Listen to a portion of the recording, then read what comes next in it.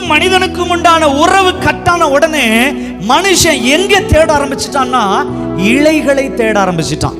இழைங்கிறது என்னதுன்னா சுயநீதி. இழைகள் என்பது சுயநீதியை குறிக்கிறது.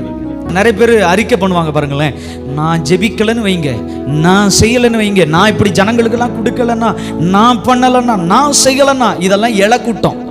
இலை அப்படியே வச்சுட்டு சுத்திட்டு திரிகிற கூட்டம்.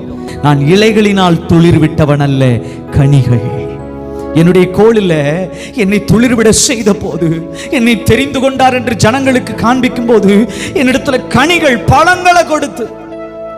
இலைகள் என்னும் சுயநீதி அல்ல. இன்னைக்கு அநேகர் சுயநீதிகளை பிடிச்சுக்கிட்டோம். மாற்று மதத்தினரை போல நம்ம சில காரியங்களை வைராக்கியமா பிடிச்சிட்டு, இதெல்லாம் செஞ்சதுனாலதான், இதெல்லாம் நான் பண்ணதுனாலதான். அப்படியெல்லாம் கிடையாதுங்க. நம்முடைய சுயநீதி, நம்முடைய நீதி எல்லாம் அழுக்கான கந்தை. தேவன் தான் நம்மை துளிர்க்க செய்திருக்கிறார்.